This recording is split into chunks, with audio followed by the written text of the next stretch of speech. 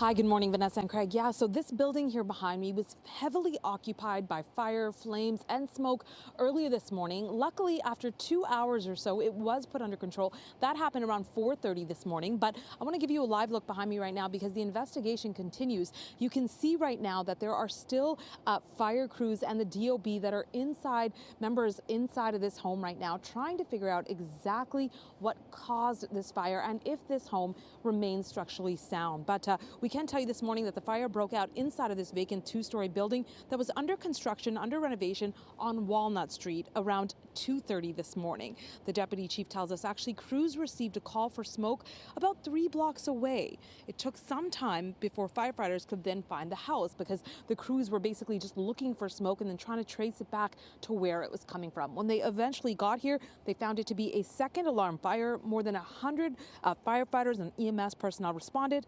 One firefighter was injured during the fight, but is expected to be okay. Those were minor injuries. Let's hear more from the fire chief and neighbors. We had an advanced fire on several floors. Most difficult, we had a heavy fire condition on the top floor in the area between the roof and the top floor ceiling. It takes a lot of ladder companies to open up that area and get access it and get water in there. It was so close to home that I'm like, am I supposed to pack stuff now? Am I supposed to pack a bag? I don't know really what to do, but I went downstairs. I saw a few other neighbors were outside and everybody was just kind of watching. I learned today that it was being renovated.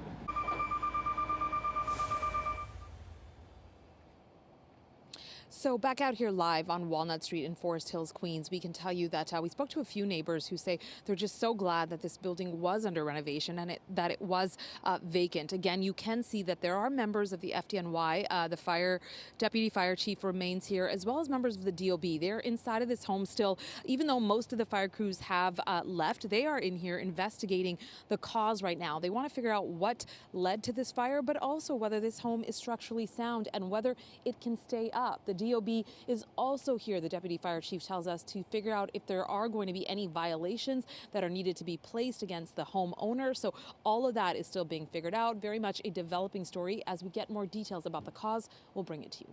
That is the latest from Forest Hills, Queens. Kieran Dillon, PIX11 News.